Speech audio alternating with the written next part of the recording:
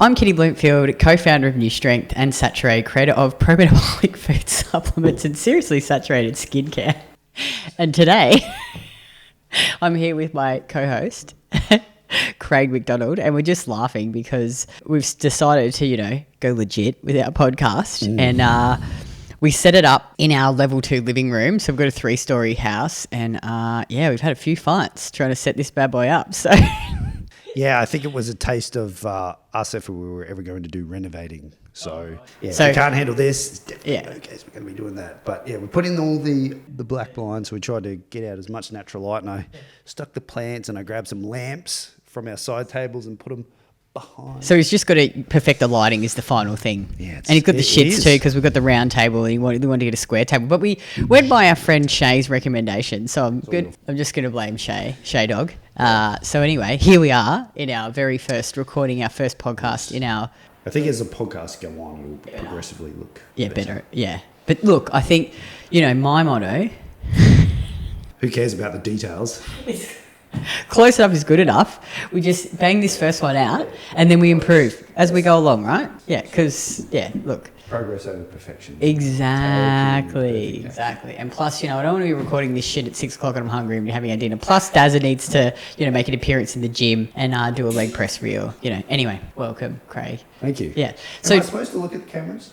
I don't know. No, Joe Rogan never looks at his camera. Doesn't he? Yeah, No. well, he's obviously a very legit podcaster. So, yeah.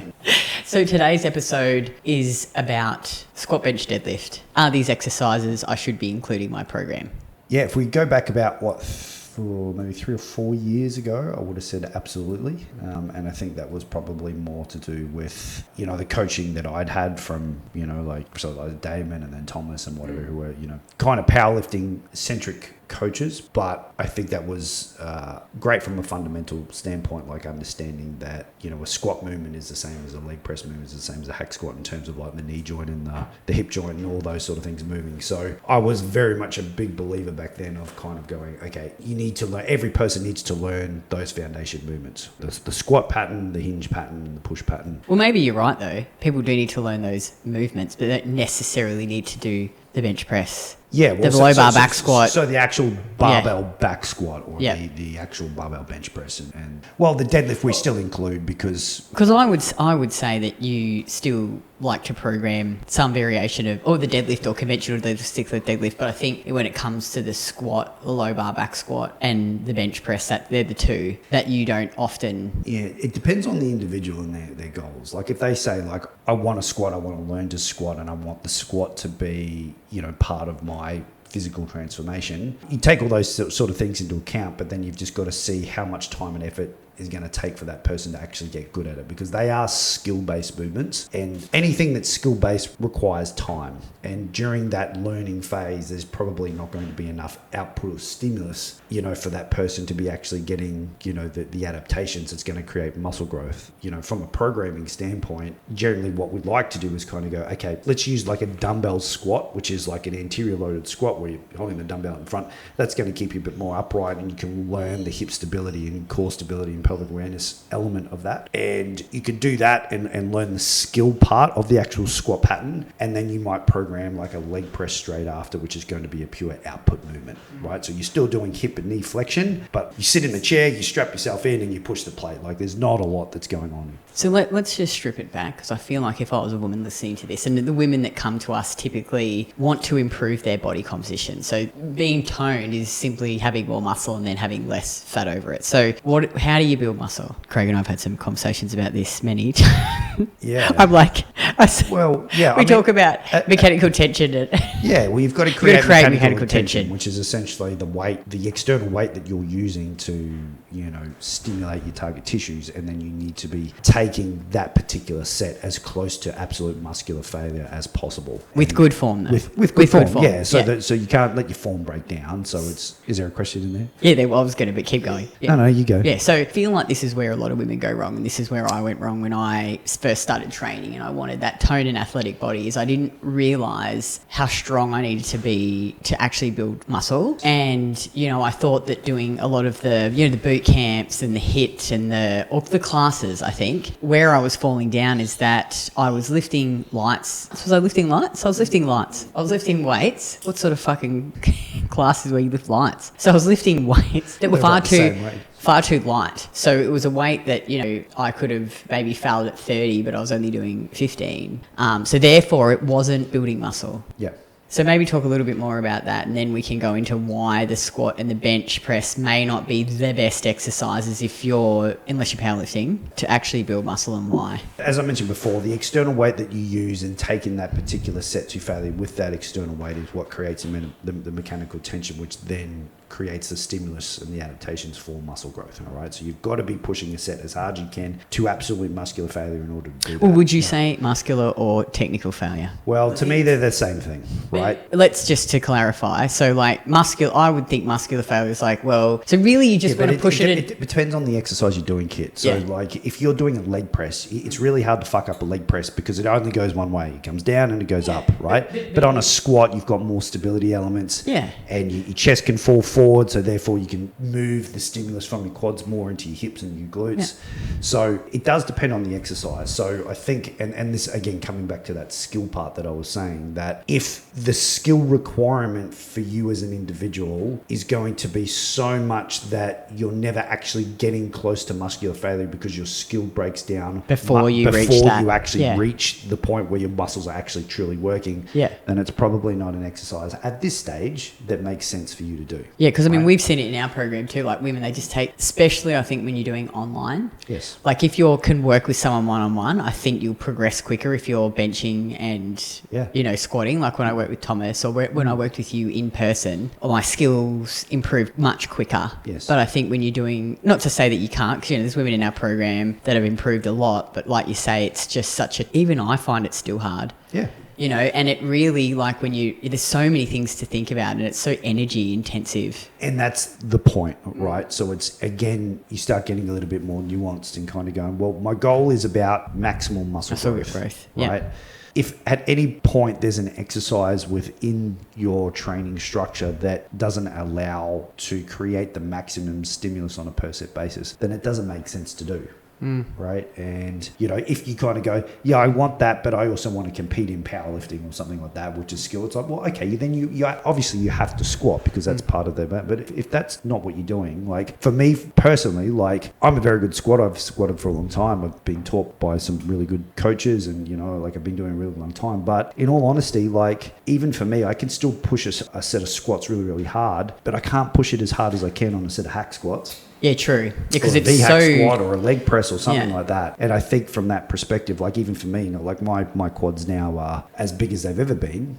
And I haven't squatted for 12 months. Would you also say, and this is probably more relevant to advanced lifters, is it that stimulus to fatigue ratio? Like, yes, so that's the next part of it too, is that especially for taller individuals, like for me, I've got longer legs. So the eccentric portion to control that movement. So when you're squatting down, you'll see a lot of people, they'll drop into the squat and they'll bounce out of the squat, right? That's very much an Olympic lift thing because they use momentum and inertia in order to move those kind of loads. But when your goal is bodybuilding or is to build as much muscle as possible, your goal is to own every inch of that movement. So you don't want any momentum, you don't want any quick changes of direction. Your muscles have to be doing the work. In a squat, as you drop into it and you bounce, that drop off is so big. And for me, even though like I can control that eccentric, because I'm just naturally a taller individual, bless you, because I'm naturally a taller individual, the eccentric portion takes a bit longer. I've got to kind of slow, like really decelerate as I get close to the bottom and then sort of come out. So all of that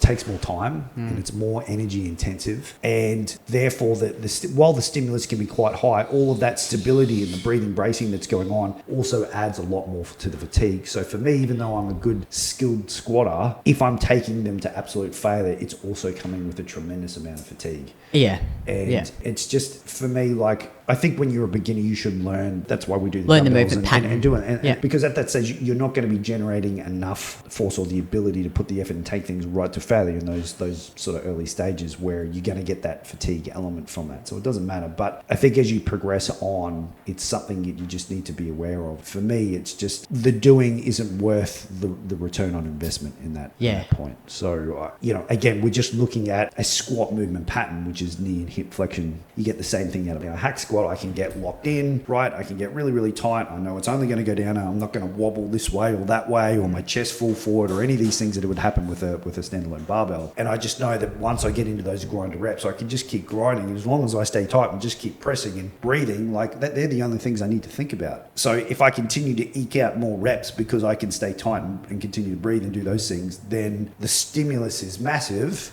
But fatigue is less. I'm not saying they're not fatigued, No, because especially they when you are. push away, but comparatively to a squat, it's much less. And I love squatting. I loved powerlifting. But when I was doing that program and when I was getting up, to like 120 for 8, I was just and failing at 8. Yeah, I was wrecked. Yeah. Because it's so hard. Taxing. Even though I loved it, I was like, no, I can't do them anymore. This is too. And again, I know some people who are good squatters, like Nathan Wallace, a great bodybuilder, really good squatter. His body is really, I never want to kind of go down that road. It's like, some people are just made for squatting, and I'm like, we've all got 2 kneecaps and hips and 1 spine. Like we're all built the same, but there are some people that if they've got sort of shorter femurs and sort of comparison with their torso, it just makes it easier, and it's a bit more of a natural movement. It's a natural position for people to get into a lot easier, especially when you're progressing load. He is definitely one of those guys. But when you look at him from a bodybuilder and a muscle building perspective, like he squatted, but he also did leg presses, and he also did hack squats, and he did lunges, and he did leg extensions. It wasn't just the one movement that he did everything. So could he have still built those same legs not squatting? Absolutely, because he knows how to train hard in all those other movements. Could he have built the same legs just squatting only and leg extensions because you would need that? Well, maybe, because he's very good at it. Would that be a productive use of his time? Probably not, because for him, he would be in the gym for like 3 or 4 hours if he only did squats with the weights that he uses and the warm-up Which obviously is time. Not really relevant to our audience. It isn't, but I'm just saying from an extreme example. Yeah. The point is, it's like if you're good at it, cool, do it. Yeah, if you enjoy it. Want to do it. Yeah. So what you're basically saying is potentially if you're new to lifting and your goal is to come in and improve your body composition as quickly as possible, because let's face it, we all want to get there quicker. We don't say quick, it's not super quick, but let's say 12 months, then potentially you might be better off, instead of say low bar back squatting or high bar squatting or front squatting, doing a hack squat or a pendulum squat or a leg press, or maybe leg press on top of those, or a V squat or something, because it's the skill component of it is much easier to learn. Therefore, you can push it to muscular failure because your form isn't breaking down before you actually reach that point. Yeah, makes sense. Yeah.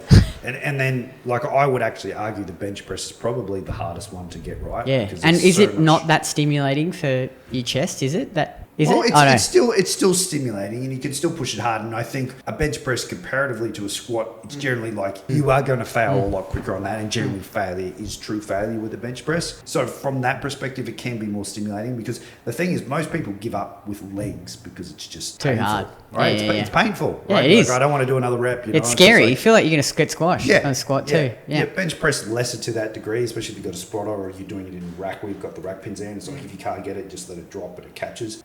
So, and most people, like, once they're pushing, like, there's no more. You can't mentally grind out another rep. Like, once you fail on a press, that's game over. So it can still be stimulating. I think for females, it has less application because generally if we think about the pec fibers and how they run, like your pec max and pec minor and that sort of thing. So like a horizontal pressing movement in that plane where you're not going to get as much range of motion, and females obviously don't need to focus so much on that area because they've got. You don't care so much about chest, It's all at the legs, and the that's ass. Right. But an incline press, because the upper part of the chest, that's a separate shoulders, muscle. Front, horizontal print, like those sort of things that makes sort of sense to do. I'm a big fan of incline Smith presses or dumbbell incline presses, that sort of thing. So would you say instead of a bench press, perhaps do a dumbbell bench press? Yeah, dumbbell bench. Yeah. Is it better? Angle it's easier. It converges on a bit better of an angle, and I think it's just a better movement if you want to target that for sure. And then obviously deadlift. you're like, deadlift's the one, you know, Yeah. the one that everyone should be doing. So obviously you would still put the deadlift in as a skill movement like the squat and bench press, but the skill requirement is much, much less, you know, and because you pull it from the concentric portion, like, you know, if you're pulling it from the floor, it's the explosive part first, then the eccentric. All you do is walk up to a bar, you grab it, you sit into it and pull yourself tight and you stand up. Like that's how it was explained to me on day one. It's pretty easy. That's pretty much all you really you don't have to have a lot of really finesse, as you always tell me. No, I'm a especially lot on of that. As long as you keep the bar close to your shins and it travels in a relatively straight line, and you just keep your tilt up, like there's not a lot that can go wrong, you know. And even though that there's that stigma out there, certainly by therapists who are built like bean You're talking poles about that big argument you and Libby had with that guy on one of her posts one day about the deadlift. Yeah, he's just like, most people get low That back was pain hilarious. and whatever, and I'm just like, I've been doing this for like 12 years, it still hasn't happened yet. Like, you know, it's just obviously if you're doing it incorrectly. Before I met you, it would always hurt my lower back because I was sitting into it. Now that I know how to do it, and you know, I've lifted some pretty bloody heavy deadlifts, and I've never hurt. I broke when I'm squatting, but never hurt myself. The bar fell off you, not because of the actual squat That's itself. right. But then the deadlift, like, never hurt my back ever. Deadlifting. No, and again, like, you can do anything wrong and it can potentially cause an issue. But I think, with the deadlift more than anything else, it's just, it's a much easier movement. It creates a lot of stimulus. You can get a lot of output from it. And it's just one of those things that I found where it really creates a lot of grit. I feel like you use so many muscles, like in your posterior chain. There's a lot definitely happening with it. Yeah. But because it's sort of like, it's an empty barbell on the ground, you walk up to it, you get tight and you stand up with it. Like, it's the rawest level of strength, in my opinion, in terms of what anyone could do. You know, chin-ups are great, but if you've got a lot of weight on your body and you're not particularly strong, you're never going to do a chin-up until you lose a lot of that weight and get stronger. Same with dips and things like that. The deadlift is just one of those movements that just doesn't discriminate against anyone. And it's like, if you get really strong at that, you will have an above average physique. You always. You see everyone in our program, you see the women that get good at deadlifting. Yeah, and you can see it like in their rear photos. You know, you can see the traps and the lats and the lower back. You know, the Christmas tree lower back. That everyone's just like, you don't want to hurt your lower back. I'm like, if you build the musculature around there, you won't hurt your lower back. It's really silly, but it's just like that. And then the glutes, and then the hips, and then the hamstrings. Like, it all just targets everything well. You can always tell someone who deadlifts. You just see a rear photo and you're like, you can see, and they're erectors. Yeah, like always when I do my stiff leg deadlift day. So I've got stiff leg deadlifts, Bulgarian split squats on the Smith machine, and then I've got lying leg curls, and every fucking muscle from pretty much like my neck down to the top of my calves is sore. My rear delts are sore. My traps are sore, my back's sore, my erectors are sore. But the stimulus is really, really high. Yeah, my ass is sore. It just you don't need a lot of effort to get good at it. Like, after a couple of sessions, you're generally going to have a pretty good idea. And it's just, I've seen it where as people progress with their deadlift and they start to, believe in themselves that they can actually lift some heavy weights off the ground, all of a sudden that starts filtering into every other movement they do, whether it's a leg press or a lat pull down or a, bicep curl or whatever it is. They're just like, I've got to continue to get stronger because I want my deadlift to continue to go up. But the reality is the deadlift going up is what's creating, not directly, but it's creating that kind of mental fortitude there for people to just go, I need to push everything hard like my deadlift. And it's just like, and it's so empowering. That's what your physique will change. It'll be really positive. So good for those back gains too. Well, I mean, certainly for women, like having a nice round bum and nice toned back, like your hamstrings and stuff, the separation, like that movement's going to do all of that. And it just you think it's like you get so much bang for your buck in doing a few sets of deadlifts to failure. And that is one of those skill movements that you can truly push to failure. Like, it's pretty easy to stay tight and keep the bar close. Like, you don't need to think about a lot. In terms of all of those movements, we still want to do the movement patterns, but the exercise variation doesn't need to be a barbell back squat or barbell front squat or barbell bench press. The barbell deadlift or barbell remaining deadlift, barbell stiff leg deadlift, sure, they're easier movements to do compared to those other ones. So instead of doing a back squat, you can do a hack squat, you can do a Smith squat, you can do a leg press, you can do a V squat. There's lots of things you can do. Presses. Obviously, if you don't belong to a gym and you've just got those barbell, if you've just got barbell, if you've just got a rack, a bench, you have to learn. You just have to learn. So I guess it's about going, what do I have access to? And that's why we're so, if you can, join a gym. But if you can't, then you've just got to become good at fucking back squatting. But it's also like, you know, if you are somebody who's at home and you've only got access to a rack and barbell and plates and whatever, like, don't let what I'm saying deter you from not being able to make progress. No, because you will if you just got it. A lot of our best transformations have all they've all made squatted. those from Yeah, like I think about Shan. She got a beautiful squat. Yeah, and she looks amazing. She started at 98 kilos and she's like 72 It took her a now. bit more time because she was learning that skill, but once you got it, like, it still can be really, really effective. But I think the other thing too is, like, you can do other things that can make your squat a little bit easier. You know, like, obviously use a lifting belt, keeps your core a bit tighter. Get some squat wedges or squat shoes to elevate your heels. That'll allow for a little bit more depth, and you can kind of slow down your eccentrics a little bit, which will create more stretch on the quads and make them a lot more quad dominant, which would be really, really good. So, you know, there are little things that you can kind of do to sort of improve that a little bit more. You obviously you've got to work with what you've got, right? If you of course, yeah. I think that's where, you know, I always say to women, I'm like, at the end of the day, like, if you've got injuries, if your work schedules, like whatever, you know, shit's going pear-shaped, or like your schedule will only allow you to train 2 days a week, then you've got to say to yourself, okay, how can I? What's the best that I can do?